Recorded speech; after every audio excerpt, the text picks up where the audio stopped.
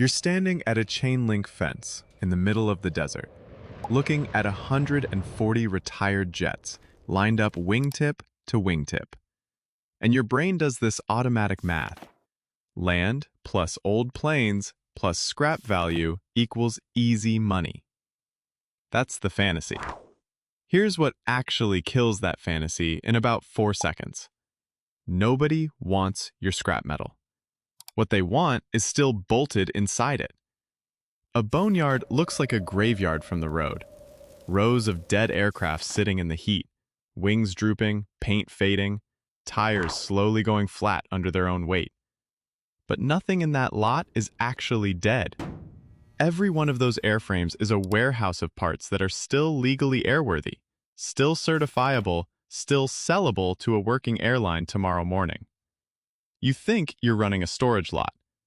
You're actually running a slow-motion organ transplant business, and the fuselage itself, the big dramatic thing everybody photographs, is worth almost nothing compared to what's hiding inside it.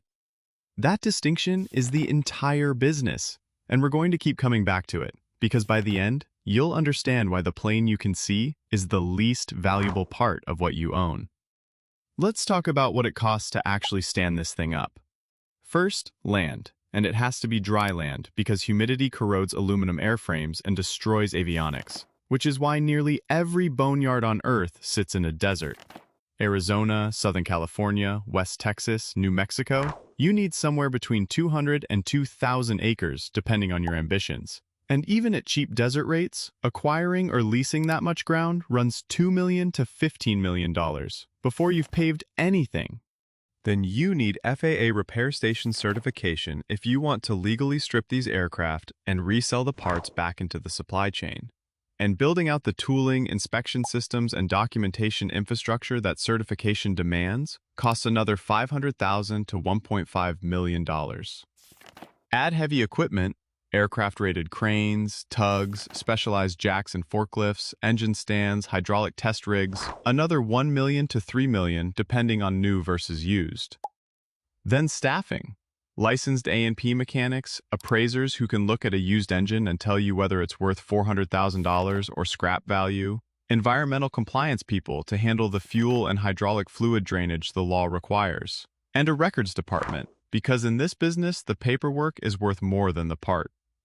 A fully staffed operation runs $150,000 to $400,000 a month.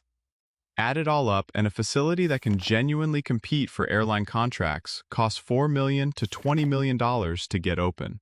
And that's before working capital, which is where most first-time owners get blindsided. You might induct an aircraft, tear it down, certify every part, and then wait 8 to 18 months for the exact buyer who needs that exact component to show up.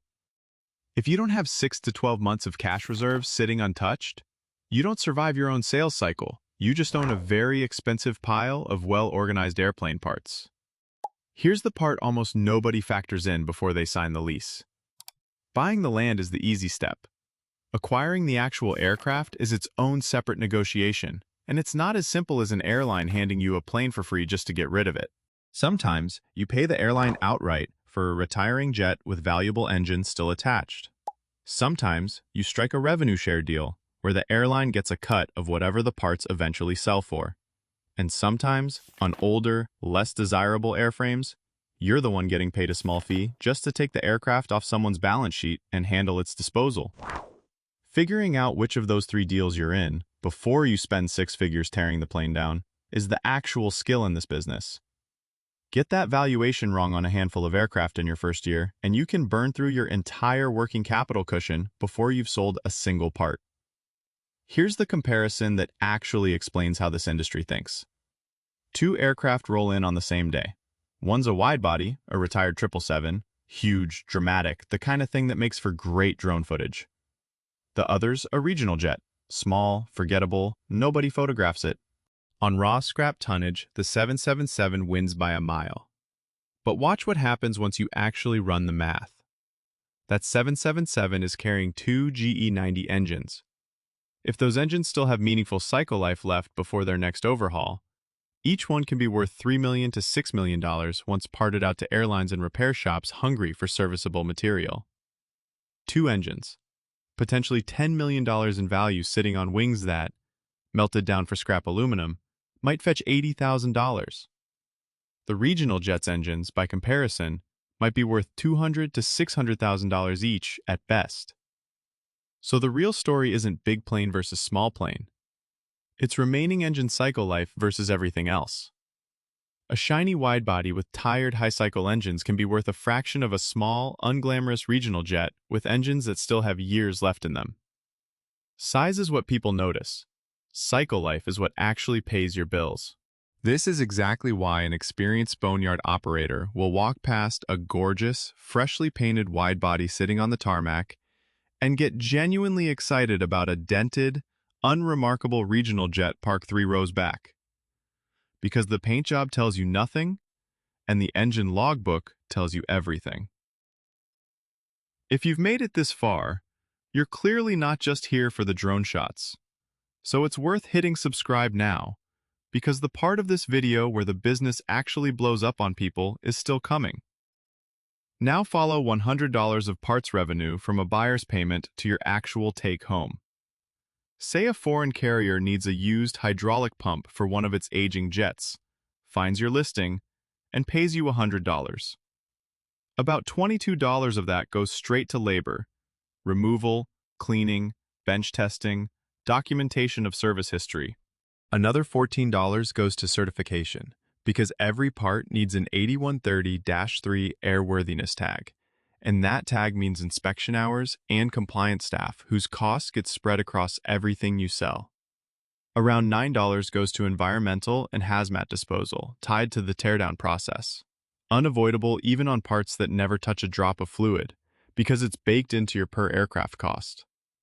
Shipping and specialized packaging eat another $7, since aviation components often need custom crating and insured freight, not a cardboard box and a prayer.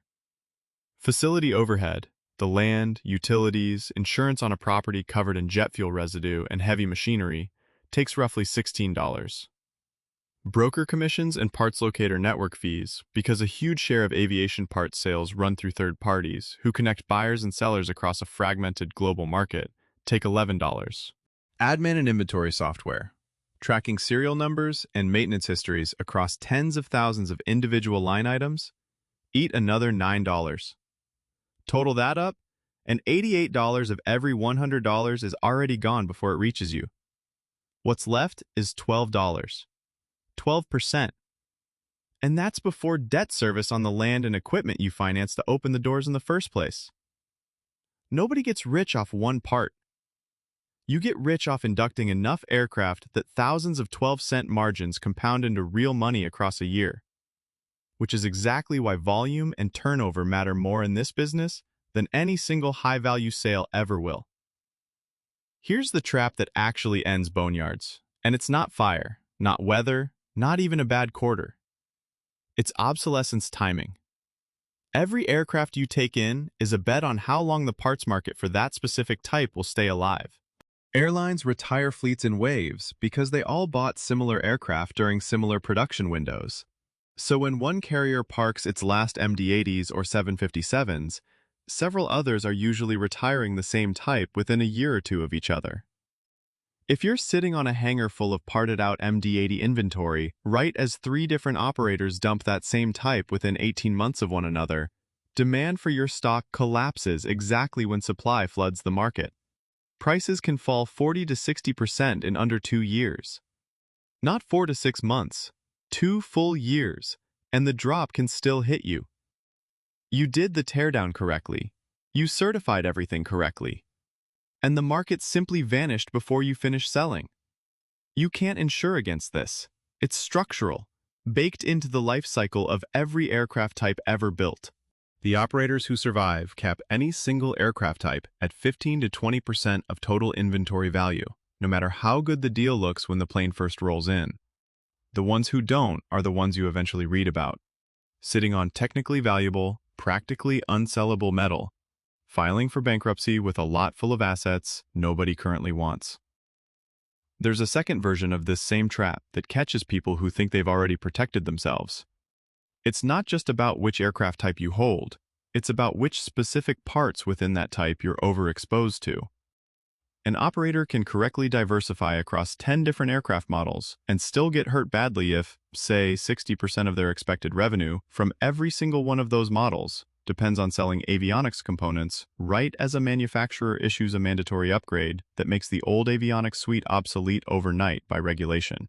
One rule change from a regulator, and an entire category of part across your whole inventory, not just one aircraft type, loses most of its resale value in a single afternoon. The smart operators track regulatory roadmaps the way a stock trader tracks earnings calendars. Because in this industry, the recycling bin and the gold mine are separated by a single FAA directive. There's a third layer to this trap that catches even experienced operators, and it's key person risk on the appraisal side.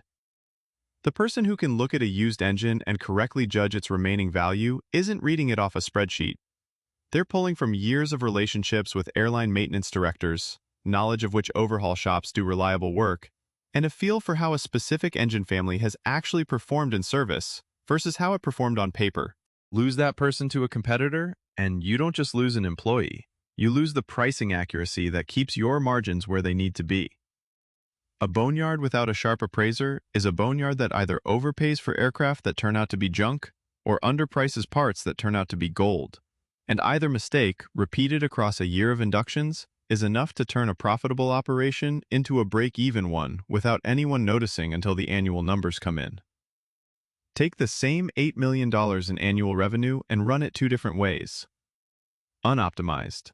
The owner holds inventory too long, hoping prices bounce back instead of selling at market, which racks up $900,000 a year in extra storage and insurance costs. They're understaffed on certification, creating a paperwork bottleneck that pushes buyers to competitors, costing roughly $400,000 in lost sales. They never diversified aircraft types, so 35% of inventory sits in a model whose market just cratered, forcing a $700,000 write-down. Add standard labor and overhead of about $5.1 million, and this operator clears roughly $900,000, an 11% margin, sitting on a fragile business that could tip into a loss the next time a market shifts under them. Now the optimized version. Same $8 million top line. Inventory turns in 6 months instead of 14, dropping carrying costs to $300,000. In-house certification staff instead of outsourcing means faster turnaround and $350,000 in deals the slower operator lost outright. Inventory spread across 8 aircraft types instead of 3 avoids that $700,000 write-down entirely. Labor and overhead run slightly higher, about $5.3 million, because they're better staffed and better trained. Net result, roughly $2.15 million, a 27% margin off the exact same revenue and the exact same market conditions. The only difference between an 11% margin and a 27% margin isn't the planes coming through the gate. It's discipline, and specifically, discipline around how fast you turn inventory and how wide you spread your risk. Zoom out, because there's a shift underway right now that most people have no idea about. Boeing and Airbus have both been years behind on new aircraft deliveries, thanks to supply chain problems, engine production shortages, and manufacturing quality issues that have plagued both manufacturers through the current decade. That's forcing airlines to keep older jets flying far longer than originally planned, which sounds bad for a boneyard until you realize it does the opposite of what people assume. It makes used, serviceable parts more valuable, because carriers can't get new replacement components fast enough and have to buy certified used parts just to keep aging fleets legal and flying on schedule. Engine leasing rates and part-out values have climbed sharply for the same reason, engine shortages, meaning even mid-life used engines are commanding premium prices they wouldn't have fetched a decade ago. At the same time, sustainability pressure is pushing airlines and regulators toward favoring certified, reused components over scrapping functional ones, framing part reuse as an environmental win rather than a budget compromise. And that shift is turning what used to be a scrappy, informal corner of aviation into something closer to institutional infrastructure.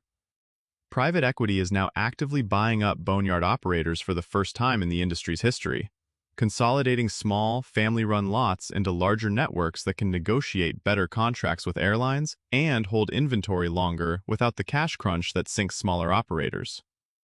If you're getting into this business today, you're not just competing against the guy down the road anymore.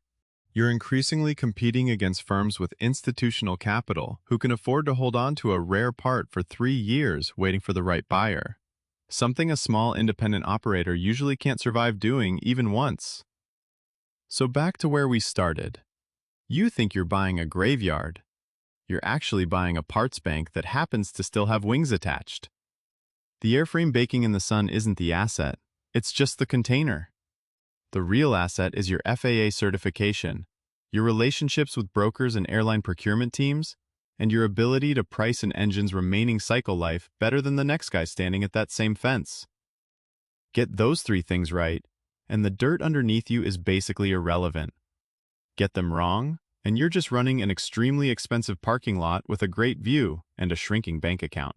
Whether this business is for you depends on how much capital you can sit on without flinching, how comfortable you are with an 18-month sales cycle where cash goes out long before it comes back in, and whether you can resist the urge to chase the flashy wide-body deal instead of the boring, diversified portfolio that actually survives downturns.